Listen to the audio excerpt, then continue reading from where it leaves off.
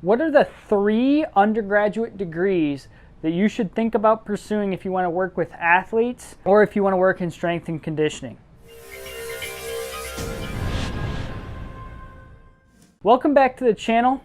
My name is Max Wardell, overheadathletics.com. We're going to talk about the 3 undergraduate degrees that you may consider if you want to work with athletes, work in the strength and conditioning field, personal training, that sort of thing. Based on what you do, it may want to look into multiple different avenues. And so we did a video where we talked about 3 classes that I feel you need if you want to work with athletes basically in any setting, or if you want to work with individuals in the performance enhancement setting.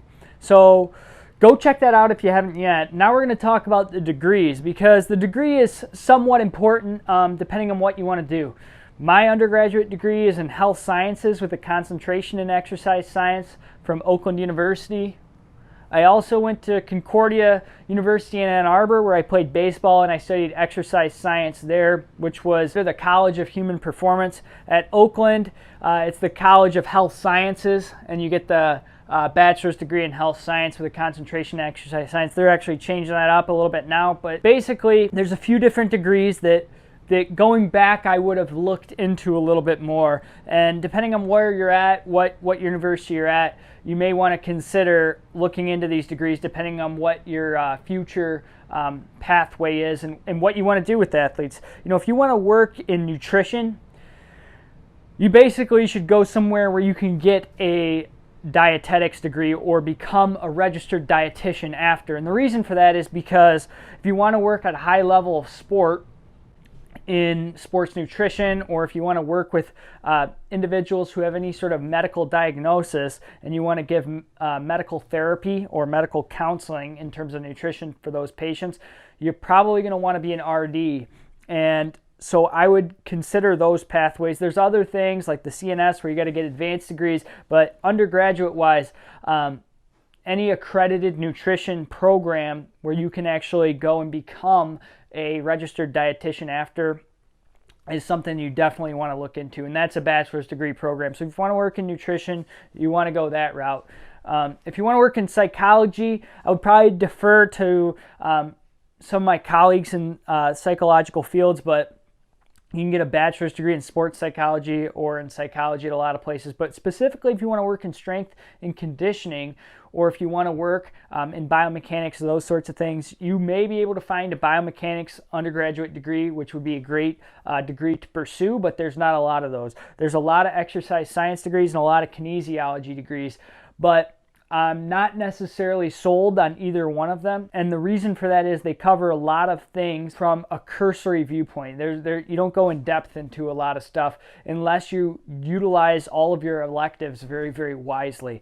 And so to get the most out of your degree program, I don't know that I'd recommend an exercise science or kinesiology degree unless you found that there is a number of classes that would significantly benefit you. So if you have a large amount of electives that you're able to take, and you can choose the electives that you want to give you the information that you want to graduate with, then I would consider that. I think if you want to work in as a strength and conditioning coach, rehabilitation professional, I think it's valuable or it's a good idea to potentially look into an athletic training bachelor's degree, even if you don't want to be an athletic trainer, because we know that on average salaries for athletic trainers are pretty low and other things like that. But even if you want to be a PT or if you want to be a strength and conditioning coach, it's going to give you added credentialing. You could be on the field and do different things, especially if you work at the collegiate level, smaller colleges, things like that. So that would give you an added scope of practice that you could potentially use. And I think that a lot of times the athletic training degree is going to go a little bit more in depth on a few things than even the kinesiology degree. But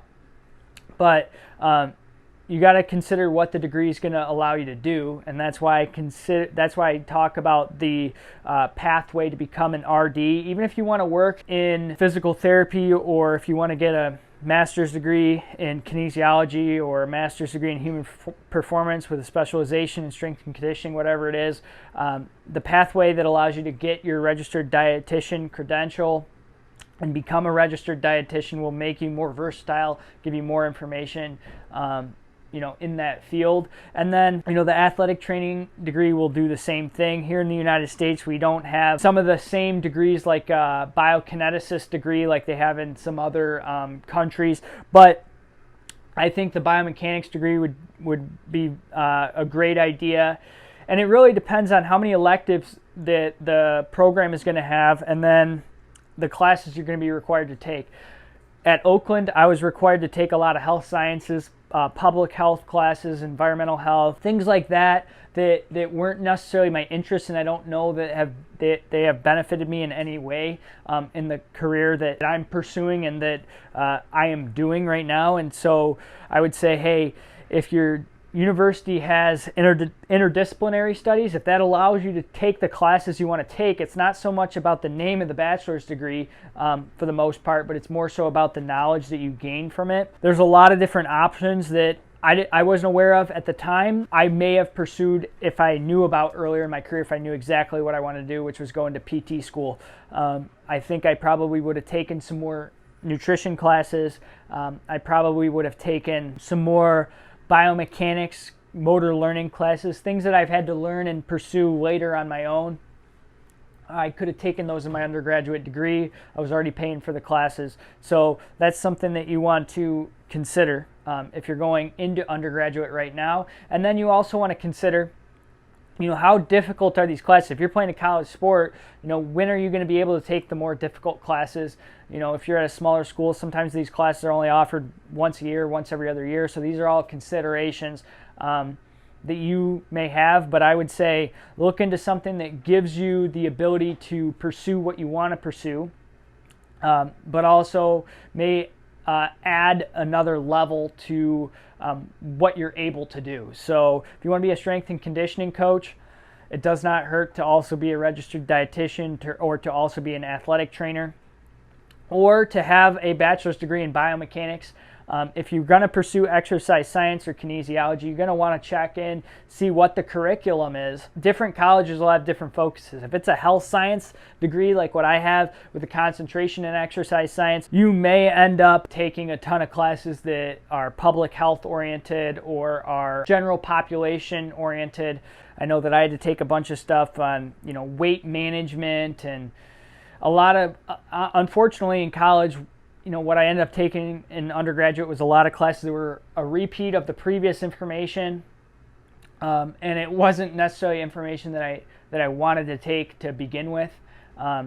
Another degree to consider is exercise physiology or physiology, but exercise physiology be more specific. Those are kind of the ones I would recommend would be, athletic training, dietetics or nutrition, if it allows you to be an RD, biomechanics, exercise physiology, things that are going to be core, or even sports psychology. And those are, those 5 right there are going to be your core courses. If you want to work in strength and conditioning specifically, I would probably say biomechanics. If you have a really good kinesiology or exercise science program, I would recommend that, or exercise physiology. Those would be the 3 if you want to be a strength and conditioning coach, or if you want to work with athletes in the strength and conditioning, performance training sector. There's always multiple avenues to get where you want to go. I know my mentor, Ed Martell, he pursued a bachelor's in mechanical engineering, which gave him the ability to think from a very, very different perspective than people who came in with a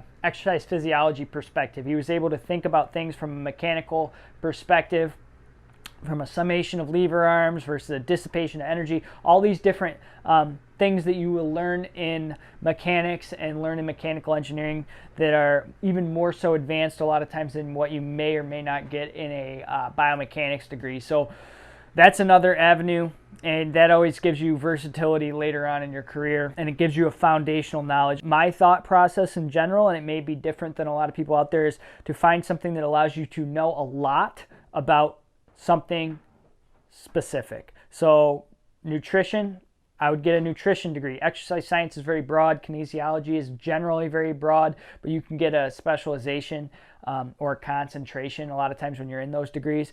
But a lot of times when you get these broad degrees, like a health science degree, you end up coming out with being the jack of all trades and the king of none, so to speak. So my recommendation for athletes is often to find something where you can become the expert, or you can have a higher level of expertise in one field. And then if you want to move on to other ones in the future, because, you know, the 2 classes that you took on nutrition as an exercise science major weren't necessarily in the depth that you would need to be able to work in that field clinically. So, but you could also gain that information by reading one book on your own after. So pursuing something that gives you a depth of knowledge in one particular area, or something where you have a ton of electives and can pick and choose the courses that you want to take. That would be my recommendation, but that's just my take, and I'll see you guys in the next video.